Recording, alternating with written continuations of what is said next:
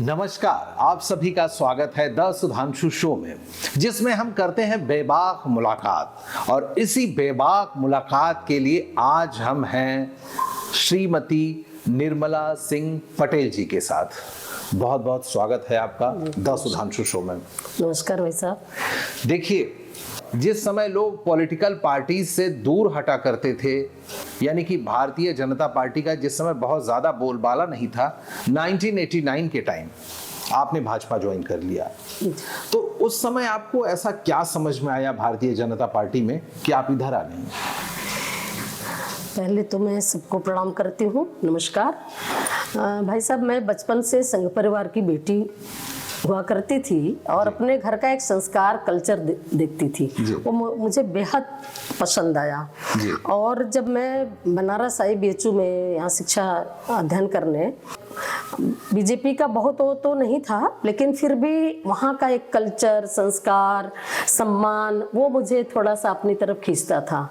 जब मैं टीचिंग में आई तो संजोग से मैं यहाँ पढ़ा रही थी और हमें संघ वालों का, जैसे मैं जाती थी उनके पास, उनके घर, तब तो मैं संघ में कार्य नहीं करती थी, लेकिन उनके घर जाती थी तो लगता था कि ये लोग बहुत अच्छे हैं, पिता और बेटी का संबंध रखते हैं हमसे।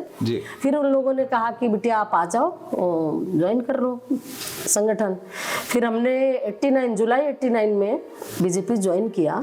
वहाँ का केवल हमें संस्कार और बात करने की शैली प्रेरित किया लोगों का। जितने हमारे डॉक्टर, स्वर्गीय डॉक्टर यहाँ थे, CD Singh ji retired CMO थे, हमारे सामने एक रिटायर्ड कर्नल हुआ करते थे मेरे विद्यालय के ठीक सामने। उन लोगों ने 15 अगस्त और 26 जनवरी पर मेरा मन से भाषण सुनते थे, तो उन लोगों को जो लगा कि ये लड़की अच्छी है, इसको ज्वाइन कराया जाए तो काम अच्छा करेगी। और मुझे भी शौक था बचपन से कि मैं समाज सेवा करूं, किसी संगठन को ज्वाइन करूं तो वहाँ मेरा थोड़ा सा नाम होगा, मुझे भी मंच माइक मिलेगा, सेवा करने का सौभाग्य मिलेगा। इसलिए मैंने बीजेपी ही शुरू से, मुझे मेरे जेहन में था कि मैं काम करूंगी तो भारतीय जनता पार्टी में ही करूंगी। और हमें ऐसा लगता है कि शायद 1989 में, जबकि बीजेपी को लोग कम पसंद किया करते थे, दो ही चेहरे थे, एक लाल कृष्ण आडवाणी सर और दूसरे अटल बिहारी वाजपेयी जी। तो ऐसा क्यों नहीं आप उस समय दूसरी पार्टीज में गई? भाई साहब, मैं आपको बता दूं, जब मैं पार्टी में आई 1989 में तो कार्य करने का जब धीरे धीरे मुझे मौका मिला नुक्कड़ सभाओं से, उस समय मेरी आदरणीय माताजी, जिनको हम लोग आदर से माताजी कहते हैं, पहला चुनाव तो डॉक्टर ज्योत्सना श्रीवास्तव जी नहीं निकाल पाई थी, लेकिन वो इतनी अच्छी और सशक्त महिला थी कि उनसे हम लोग जब पार्टी ज्वाइन किया तो वो मेरी राजनीतिक गुरु, मैं माँ को ही मानती, माता जी को ही मानती हूँ। और उन्होंने इतना अच्छा हम लोगों को कार्य करने का शैली, सलीका, बोलने का सिखाया कि नुक्कड़ सभाओं में मुझे जरूर बुलाया करती थी। और उन्होंने 89 जुलाई की मेरी ज्वाइनिंग है, 90 में मुझे वार्ड का अध्यक्ष महिला विंग का बनाया।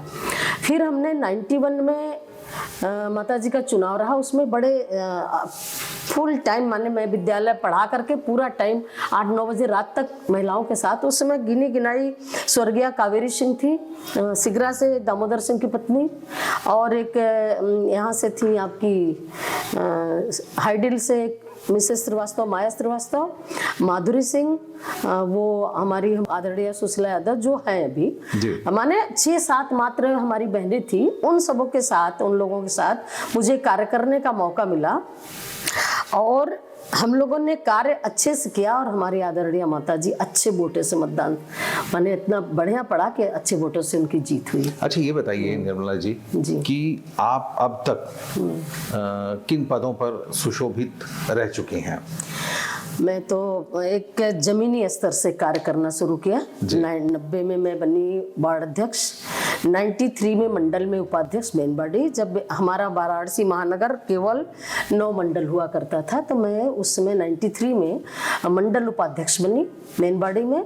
फिर 95 में जब नगर निकाय का चुनाव आया, तो मैं बहुत अच्छी बात आपको बताती हूँ कि मेरे बड़े बाबू ने कहा, मैं प्रिंसिपल थी, मेरे बड़े बाबू ने कहा, श्री राम सूरज सिंह हमारे मैथ के टीचर हुआ करते थे, मेरे क्लर्क भी थे, बड़े बाबू भी थे, उन्होंने कहा कि मैडम आप चुनाव लड़ जाइए। हमने कहा किस चीज़ का? भी तो माता जी चुनाव जीत सुनती हैं।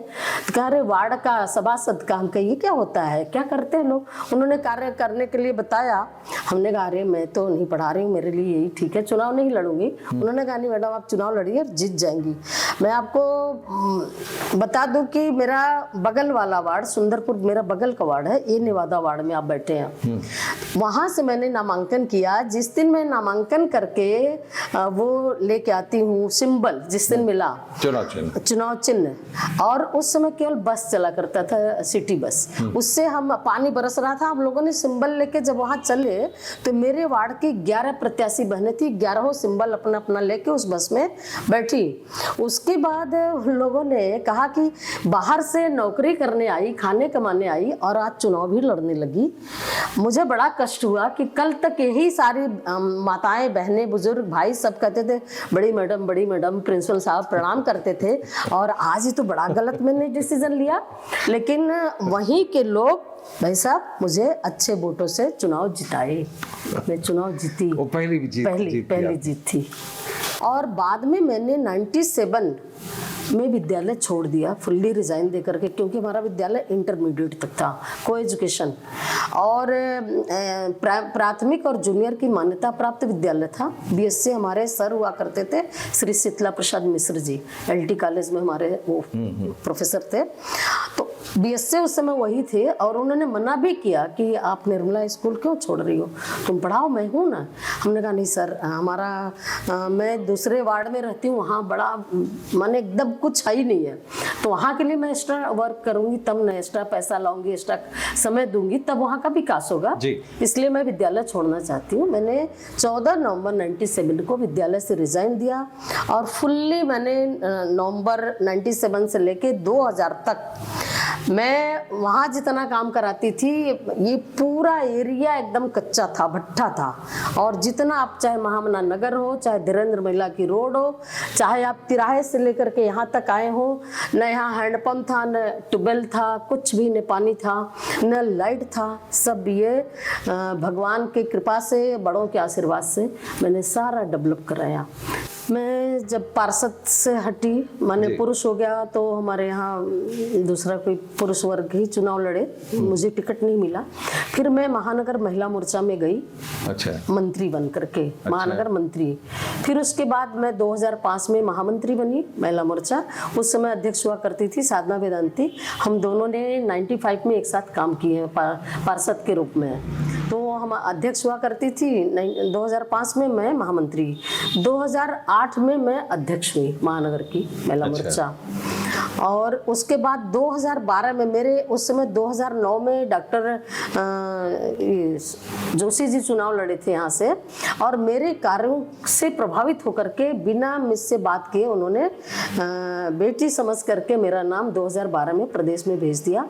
मैं 2012 में पहली बार कार्य समिति सदस्य बनाई गई थी भाजपा। उसके बाद फिर मैं 2014 में डॉक्टर टीएस जोशी, जो हमारे यहाँ के वरिष्ठ कार्यकर्ता दक्षिणी के हुआ करते थे, वो अध्यक्ष बनाए गए। उन्होंने हमको बुला करके कहा बहन जी मैं अपने साथ आपको रखना चाहती हूँ एज ए उपाध्यक्ष के रूप में। मैं 2014 में उपाध्यक्ष बनी, और माननीय मोदी जी का पहला चुनाव था 2014 जी, उसमें सबके सौजन्य से मुझे बनाया गया महिला विंग का चुनाव प्रभारी, और मैं 5 कॉन्स्टिट्यूंसी के अच्छे से निभाया, देखा। और हमारे माननीय प्रधानमंत्री, जिनको हम लोग सांसद तो जरूर बनाए लेकिन डायरेक्ट प्रधानमंत्री ही बना के भेजे। उसके बाद प्रधानमंत्री जी के साथ हम लोगों का चाय पार्टी था DLW गेस्ट हाउस में जी। उस समय वो चूंकि सामने बैठते थे, जब हमारे यशस्वी प्रधानमंत्री जी, हम लोग कार्यकर्ता उनके अपोजिट में ऐसे सामने, वो डायरेक्ट क्वेश्चन पूछते थे। उन्होंने कुछ पूछा, कहा कि जिसको माने बताना हो खड़ा होके बताए, और मैंने उस पर थोड़ा बोला।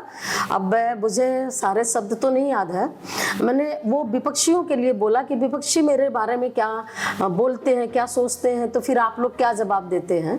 मैंने एक शब्द बोला कि विपक्षी भी आप के लिए माने एक दाद ही देते हैं कि आपका जो माइंड है वो किसी पुरुष का माइंड नहीं है, किसी अवतारी पुरुष का माइंड है, एकदम कंप्यूटर माइंड है, आप कंप्यूटर जैसे काम करते हो। उस पर उन्होंने हंसा और वो मेरे लिए बड़ा सौभाग्यशाली शब्द रहा। और मैं 2017 में फिर महामंत्री बनाई गई मेनवाड़ी का, जबकि पहली मैं महिला थी जो महामंत्री मेनवाड़ी में बनाई गई थी। बहुत अच्छा। हाँ जी। फिर उसके बाद 2019-17 में मेयर का चुनाव आया। मेरा दुर्भाग्य रहा या सौभाग्य, जो भी कह लीजिए, टिकट नहीं मिला। उसके वजह से मुझे 2019 में सौभाग्य मिला, मैं अपने यशस्वी प्रधानमंत्री जी की डमी कैंडिडेट बनाई गई। मेरा भी नामांकन हुआ, मैंने नामांकन किया। उसके बाद 20 मिनट बाद हमारे यशस्वी प्रधानमंत्री जी ने नामांकन किया। ये मेरे लिए सुखद रहा। गुजरात के लोग भी काफी अच्छे से सम्मान दिए, जाना पहचाना जी। फिर अगर स्टेट लेवल की बात करें तो वहां तक कहाँ पर काम कर चुकी हैं आप? मैं स्टेट लेवल में मैं फिर 2018 में फिर डॉक्टर पांडे जी अपनी टीम में फिर दोबारा हमको रख लिए, अपने सदस्य के रूप में ही रखे जी। कहीं और भेजना था उनको, इसलिए सदस्य ही बनाया, क्योंकि पद दिए होते तो शायद पद से तुरंत वंचित होना पड़ता। 2000 फिर जब 19 में तो मैंने गाजीपुर का पहला संगठन चुनाव करवाया। और गाजीपुर में भाई साहब मैं बता दूं कि वहाँ बड़ा दुर्लभ वहाँ का चुनाव होता है एक तरह से। अच्छा। कह लीजिए ऐसे कैसे कह सकती हैं? वहाँ चूंकि हर संगठन में वो रहता है ना, वर्चस्व की लड़ाई, वहाँ भी थी। इन लोगों ने भेजा मुझे और बड़ों के आशीर्वाद और वहाँ के कार्यकर्ताओं के सहयोग से मैंने एक झापड़ नहीं चला और अच्छे से 34 मंडलों का मैंने चुनाव कराया, जिला अध्यक्ष का निर्विरोध चुनाव कराया। ये मेरे लिए प्लस पॉइंट रहा।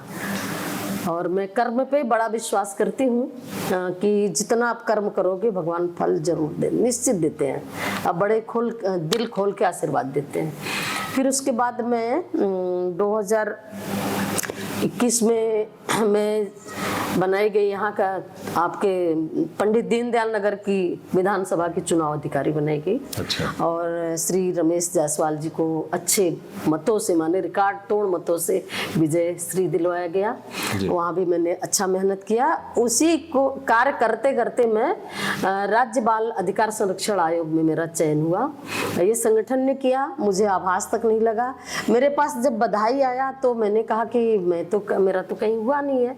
लखनऊ से जब फोन आया डॉक्टर सुष्मिता चतुर्वेदी जी, वो दोबारा रिपीट हुई थी, तो एक महीना पहले मैं उनसे मिली थी उनके आवास पे। तो उन्होंने कहा दीदी आप ही का है, आप बधाई स्वीकार कर लो।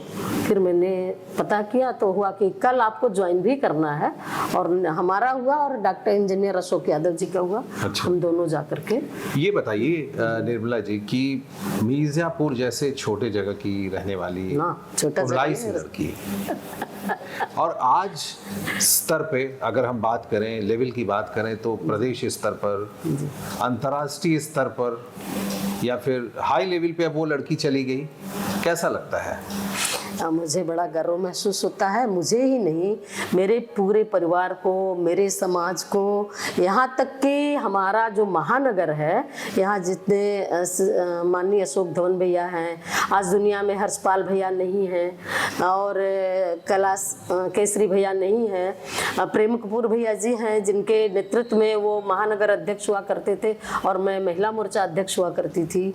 इन लोगों का इतना प्यार मुझे मिलता है और इतने अच्छे लोग, आदरणीय हमारे राज्यपाल जो असम के हैं इस समय, उनके सानिध्य में तो मैंने चलना ही एक तरह से सीखा, माने कार्य करने का। चूंकि रामनगर में आप रहते थे हमारे आचार्य जी, हम लोग यहाँ रहते थे, चूंकि उनका संबंध मेरे मायके से भी है, मेरे ससुराल से भी है, तो इसलिए घरेलू टर्म्स भी था। तो मैंने कार्य करने का सलीका तो माननीय आचार्य जी से सीखा।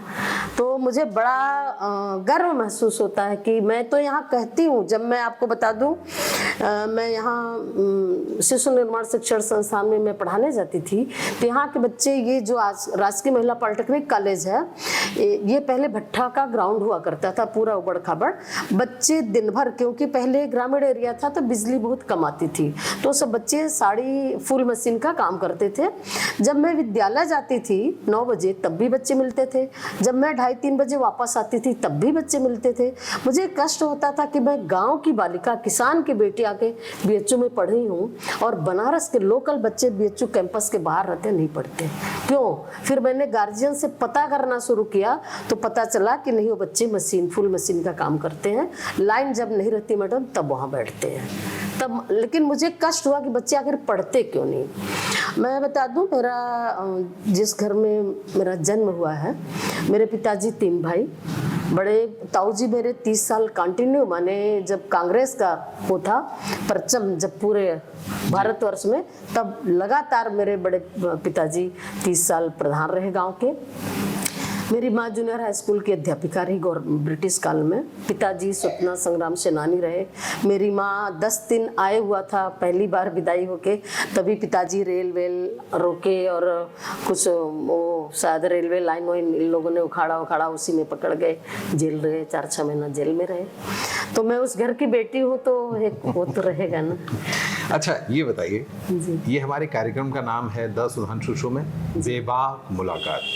तो आज बेबाकी से वो बताइए जो बचपन में कुछ ऐसा हुआ हो। आज कैमरे पे हैं आप, और हमारे दर्शकों को बताइए कुछ ऐसी घटना बचपन की जो आज भी याद रहती है। मैं जब प्राथमिक स्कूलिंग पढ़ाई करती थी 1, 2, 3, 4, 5 तक अपने गांव में पढ़ी हूँ। मेरे यहाँ मेरे ही समाज की एक दादी हुआ करती थी। परिवार थोड़ा बहुत पुअर था, मेरे जस्ट घर के बगल में। उनको पता नहीं, मेरे अंदर ये आता था कि आप इनको नहलाओ, इनका कपड़ा धुलो, इनको जैसे सर में तेल लगा दो, इनको अपने कुछ घर में, जैसे परिवार मेरा अच्छा खासा था भगवान की कृपा से, तो मैं कुछ खाना खिला दो, गुड़ दे दो, अचार दे दो, ये सब मैं करती थी। मुझे बड़ा सुकून मिलता था। और एक मेरी फ्रेंड हुआ करती थी मुस्लिम, आयशा बेगम करके, 5th तक मेरे साथ पढ़ी है। उसकी दादी उसी गांव की बेटी थी, उसी मोहल्ले की ही, और उसी यहाँ घर बनवा के रहने लगी थी। वो हम जब से होश संभाले, उनको माने ये कोढ़, लेप्रोसी, कुष्ठ रोग, हाँ कुष्ठ रोग हुआ था। वो कुछ नहीं कर पाती थी, तो उनको हम लोग बुआ कहते थे। वो उसी गांव की बेटी थी तो हम लोग बुआ कहते थे।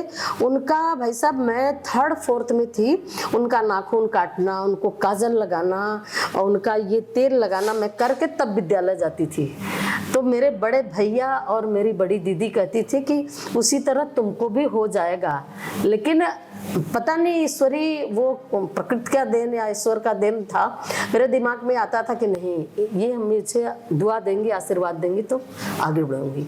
और मैं 5th तक 10 हम लोग लड़कियां थे, 10 में केवल मैं अकेले यहाँ तक आई, और वो 9 कहाँ गई बहुत जानकारी मुझे नहीं। मैंने घर गृहस्थी में चली गई, 5th के बाद शादी हो गया, सब चली गई। लेकिन मेरा ये सपना बचपन से था कि मैं पढ़ाई करूँगी, आगे बढ़ूंगी। और मेरे ससुराल पक्ष में शादी जब हुई तो ये कह करके हुई, लड़की अधूरी पढ़ाई है तो पूरी पढ़ाई करने का मौका आप दीजिएगा। वो किया, मेरे जेठ जी ने पूरा समय दिया, मेरे हस्बैंड ने समय दिया, मैंने पढ़ाई किया, और आज सबके आशीर्वाद से मैं यहाँ हूँ। वो 2 घटना आज तक मुझे लेकिन याद है, बहुत आशीर्वाद दिया उन लोगों ने मुझे। अच्छा, ये बताइए निर्मला जी कि आपने काफ़ी दिनों तक अध्यापन का और एज ए प्रिंसिपल काम किया। कोई ऐसा बच्चा जिसके साथ, जो आपके स्कूल में हो या आसपास में, जिसके साथ, जिसकी बातों ने आपको बिल्कुल अंदर तक छू दिया हो, कोई ऐसी घटना? एक परिवार, ये बटुआपुरा मोहल्ला पड़ता है, सुंदरपुर सब्जी मंडी के अपोजिट में, पूरब साइड में। वहाँ एक परिवार था, उन बच्चों, वो 2 भाई 1 बहन, तीनों बच्चे मेरे स्कूल के टॉपर ही बच्चे थे, तीनों बच्चे। तो बड़ी बहन है अंजना सिंह, एक भाई है अजय सिंह, एक भाई है अभय सिंह। इन तीनों बच्चों को मैं पढ़ते हुए देखती थी, तो इसके घर में जाती थी, ऐसे दरवाजा, माने पुअर फैमिली है तो 1-1 कमरा ही रहेगा, 4-5 परिवार का घर था। ये बच्चे दरवाजे की ड्योढ़ी पर बैठ के पढ़ाई करते थे भाई साहब, और मेरे स्कूल में टॉप करते थे। आज वो तीनों बच्चे, डॉक्टर अभय अजय सिंह ONGC में है, और उसकी बहन अंजना सिंह टीचर है जूनियर हाई स्कूल की, ये आपके यहाँ बच्चाओं में। और उसका छोटा भाई, और फादर चूंकि एक्सपायर कर गए थे तो वो ये था कि एक बच्चे को नौकरी मिलेगी, तो छोटा भाई ग्रेजुएशन नहीं 12th पास आउट किया तो नौकरी पकड़ लिया, लेकिन उसको वो चीज़ पसंद नहीं आई। हम लोगों ने कहा तुम ज्वाइन कर लो, पढ़ाई जारी रखो, और वो बच्चा पढ़ाई जारी करके उसने MA किया, MMM PhD किया। आज वो बच्चा अलीगढ़ में प्रोफेसर है। तो ये मेरे लिए बहुत बड़ी उपलब्धि रही कि आज भी वो तीनों भाई बहन मेरे घर आते हैं, आशीर्वाद लेते हैं और मुझसे प्रेरित ही होके जाते हैं यहाँ से। तो उन तीनों बच्चों पर मुझे बहुत गर्व है। बहुत अच्छा, बहुत अच्छा। अच्छा ये बताइए निर्मला जी, 1989 की राजनीति और आज का परिदृश्य 2025 चल रहा है, क्या फर्क देखती हैं आप? देखिए 99 में जब उस समय 99 में तो मैं कारपोरेटर थी, पार्षद, लेकिन उस समय जैसे कि मैंने देखा हम लोग 16 बहनें थी, जीत करके चुनाव गई थी, मैं संगठन से गई थी। बाकी जहां महिला सीट हुई तो जिनकी तैयारी पुरुषों की थी उनकी पत्नी आई चुनाव लड़ने। नेचुरल होता ही है कि भाई जो तैयारी किया है, नहीं सीट बदल गई तो अपने घर से ही किसी को लड़ाएगा। और तब मैंने देखा सपा, बसपा और कांग्रेस, हमारा भारतीय जनता पार्टी, चारों संगठन के लोग वहाँ हुआ करते थे। लेकिन मेरे यहाँ एक संस्कार दिखता था कि आज जैसे हमारे संजय राय जी हैं, बाबू रतन सिंह जी हैं, विजय पाल सिंह जी हैं, ये सब उस समय सबकी एज कम थी, लेकिन कभी हमने ये नहीं देखा कि लोग सामने आंख में आंख मिला के हम लोगों से बात करते थे। हमेशा बहन जी नमस्कार, माने कोई बात करनी है तो इतनी शालीनता से करते थे। और आज थोड़ा सा परिवर्तन आया है कि जैसे आज भी हम लोग डायरेक्ट, कोई हमारा मिनिस्टर आता है या जिस संगठन में मैं अपेक्षित नहीं हूँ, मुख्यमंत्री जी भी आए हैं, हम अपेक्षित नहीं है सर्किट हाउस में, तो मैं नहीं जाती हूँ। ये हमारा उसी समय का ये कल्चर हमारे में है। या हमारे समय की जितनी बहनें हैं तो उस समय हम और साधना 2 ही बच्चे हैं, बाकी तो सब 14 के बाद वाले हैं। लेकिन आज थोड़ा परिवर्तन आया है कि माननीय यशस्वी प्रधानमंत्री जी आए और हमारा परचम केवल अपने देश में ही नहीं फहर रहा, विदेशों में भी फहर रहा है। तो सबको लग रहा है कि भाई बीजेपी में ही काम करना है, क्योंकि यशस्वी प्रधानमंत्री जी, सही बात है, माना जाए तो कोई पुरुष नहीं है, वो अवतरित पुरुष हैं। वो आज नहीं कल जब नहीं रहेंगे दुनिया में तो उनको आज भी भगवान के रूप में बहुत जगह पूजे जाते हैं, आप लोग देखते होंगे। तो थोड़ा सा ये होड़ सा लगा है कि माने इतनी भीड़, जहाँ बड़ा परिवार होता है तो वहाँ होड़ तो लगता है ना कि हम आगे जाएं, हम आगे जाएं। तो बस यही है थोड़ा, और बाकी संस्कार में तो कोई कमी नहीं है। जैसे अब भाई बहनें आ रही हैं तो अपना पढ़ी लिखी, हमारे यहाँ ज़्यादा पढ़ी लिखी आप देखते होंगे, डॉक्टर हैं, रीडर हैं, प्रोफेसर हैं, इंजीनियर हैं, लॉयर हैं, हमारे यहाँ तो सब विदेशी महिलाएँ हैं। तो अच्छा है, 2-4 बहनें जो अदर पार्टी से आई हैं, अब जैसे हमारे यहाँ शालिनी यादव जी आई हैं, लेकिन हमारे कल्चर में वो रहती हैं, बहुत संस्कारी महिला, हम तो कहेंगे बहुत तारीफ। अच्छा लगता है मुझे जब हमारे यहाँ जब से आई हैं। अब बाहर रही हूँ तो कोई परिचय हमारा उनका नहीं था, लेकिन मैं जाती हूँ तो जैसे एक सम्मान देना, रिस्पेक्ट देना, खड़ी होती हैं, प्रणाम करती हैं। तो ये लगता है कि मेरे यहाँ जो भारतीय जनता पार्टी में आता है वो अपना पिछला कल्चर शायद छोड़ करके यहाँ का अपनाना कि उनके लिए सही माने में वो होता है। अच्छा निर्मला जी, ये बताइए आने वाले समय में महिलाओं की भूमिका राजनीति में आप किस तरह से देखती हैं? महिलाएं तो बड़े सौभाग्यशाली हैं साहब, क्योंकि जब से प्रधानमंत्री जी आए 2014 में शपथ लिए, उन्होंने पहला फोकस महिलाओं पर ही किया। तो राजनीति में अब जब महिलाओं पर ही, महिलाओं को बढ़ाने के लिए वो इतना काम कर रहे हैं, तो महिलाएं तो हर जगह उनका परचम फहर रहा। नहीं, आज तक कोई ड्रोन दीदी बना था? नहीं बना था।